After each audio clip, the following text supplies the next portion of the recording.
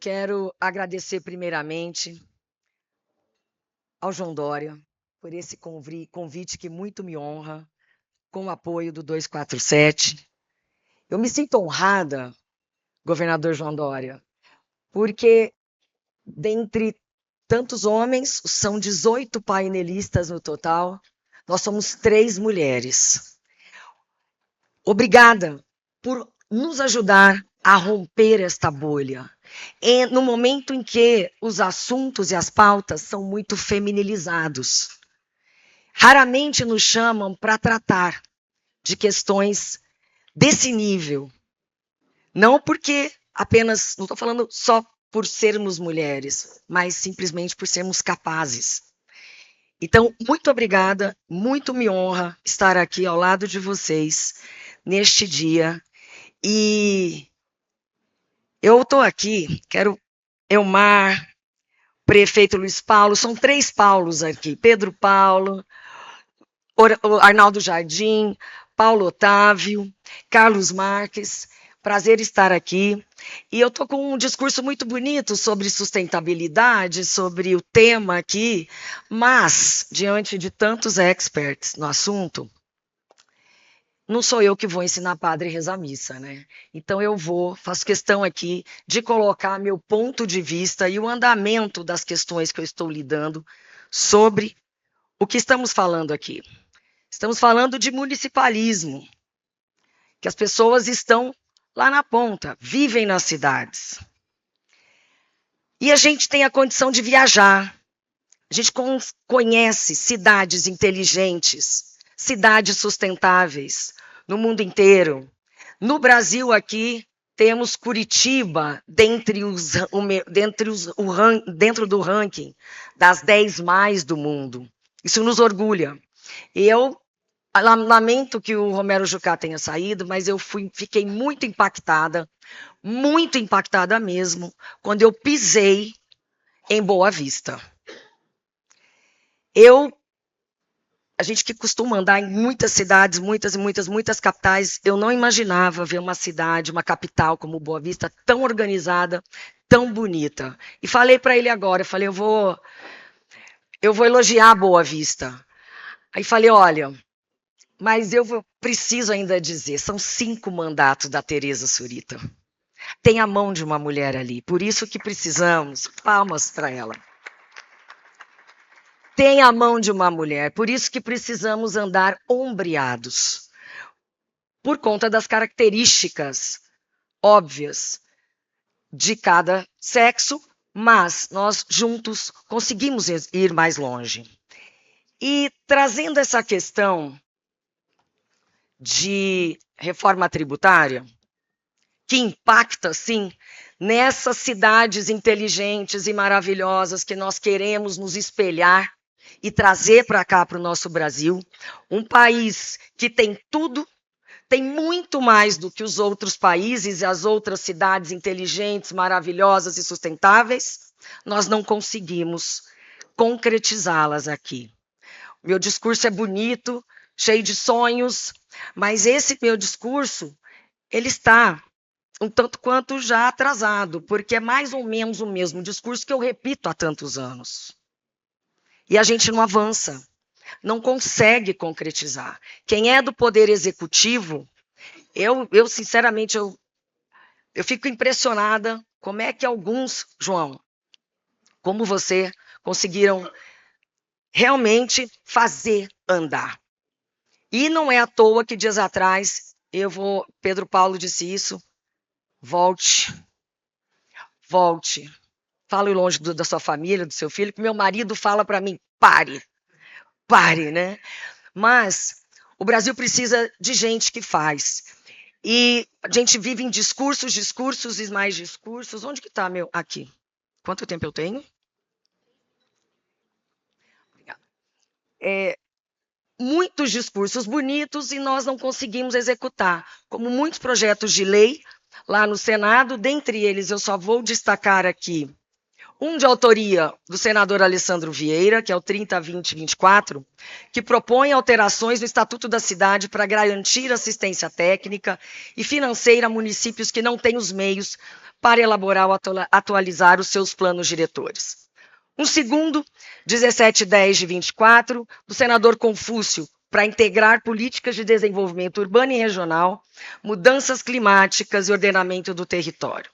E o meu, 4794 de 2020, que propõe a alteração na Lei de Crimes Ambientais para construirmos um fundo com o objetivo de autorizar a União a contratar instituições financeiras para criarmos e administrarmos um fundo privado formado por recursos oriundos de conversão de multas ambientais para essas catástrofes. E num ambiente das cidades dos nossos sonhos, nós ainda convivemos com cerca de 3,4 milhões de crianças que não têm acesso a banheiro. Nós ainda convivemos com uma merenda escolar do orçamento do ano passado que vai do melhor 2,65 por criança a 86 centavos. Dias atrás eu fui procurada pela reitora, a reitora Elaine do Instituto Federal do Mato Grosso do Sul, me pedindo pelo amor de Deus. Ela falou, senadora, eu vou fazer uma proposta indecente para a senhora aportar, indicar suas emendas. É indecente, mas eu acho que você, porque ninguém quer aportar recurso nesse tipo de investimento. Falei, nossa, mas o que ela chegou cheia de dedos? Eu preciso de R$1 milhão para implementar no Instituto Federal do Mato Grosso do Sul, são 11 campi, e ela disse assim, R$1 milhão para merenda escolar. Os nossos alunos não têm merenda, com o orçamento da União a gente não consegue, e muitos deles só têm esta merenda, essa comida. E, além de tudo, 1 milhão daria para a gente começar neste ano, agora de 2024, isso foi no ano passado, eu consigo entregar só a merenda fria.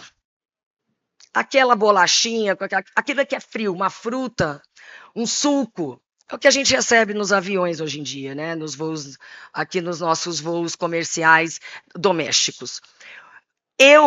Aí é muito fácil arrancar dinheiro de emenda minha, Arnaldo, porque é só me fazer chorar. Me fez chorar, eu tô lá, não adianta. Por quê? Quem que vai inaugurar emenda? Quem que vai inaugurar merenda? Não tem como inaugurar merenda. Mas é triste a nossa situação. É muito triste. Então agora piorou, que a emenda todo mundo já comeu, eu tenho que repetir, né? Mas vamos repetir. Mas é algo que é dissonante quando nós sonhamos alto, e temos de sonhar alto e mirar alto, mas temos condições básicas para resolver.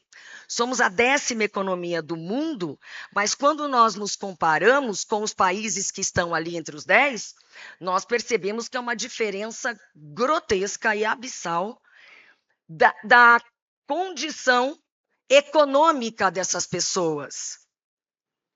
Por quê? Porque nós nos referimos ao 10º lugar com o PIB, porém, o PIB per capita não acompanha. É o agro que nos coloca lá em cima, nosso adorável agro. É ele que é um deles, né? Que nos coloca no topo, mas precisamos pensar no PIB per capita.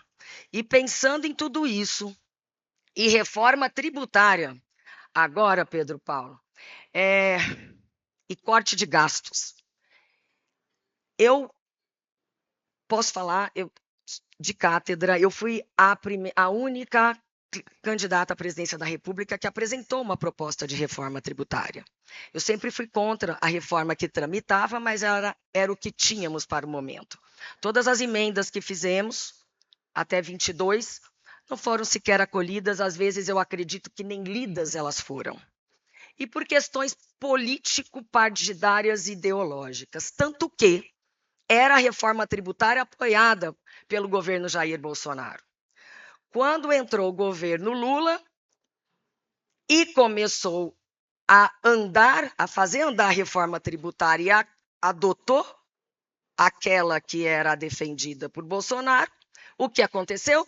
Bolsonaro ficou contra. Os bolsonaristas, me perdoe quem é, ficaram contra. Então, é uma questão que não é técnica, é política.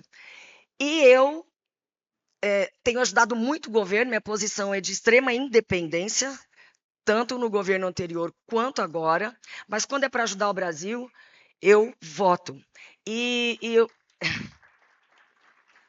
perguntavam, vocês gostaram disso, mas então vou colocar o que na campanha perguntavam para mim, eu candidata. Soraya, mas você é Lula ou é Bolsonaro? Eu candidato à presidência. Eu respondia, muito prazer, meu nome é Soraya Tronic, eu sou Brasil. O Brasil não é binário, não é pífio, não se resume a dois homens. O Brasil é maior do que Soraya, do que Dória, do que Arnaldo, do que todos nós, do que Lula e do que Bolsonaro. Então, está na hora de acabar de verdade com isso. Então, eu falei para o ministro Haddad, eu apresentei uma PEC, a PEC 35, que daria tempo de caminhar conjuntamente com a 45 e a 46, que estavam tramitando lá no Senado. Infelizmente, sequer leram. Então, não sabe nem o que recusaram.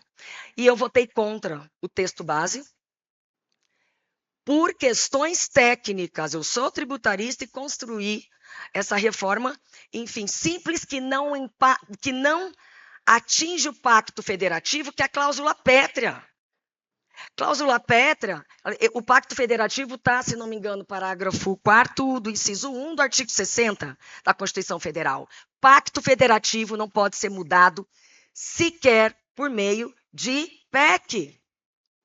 E estamos atingindo estados e municípios. O meu estado é um dos prejudicados com essa reforma tributária. Portanto, começa daí, fora as questões técnicas. Quando veio a regulamentação, passou na Câmara, do dia para a noite, 513 artigos. E não foi distribuída no Senado para a Comissão de Assuntos Econômicos. Lamentável.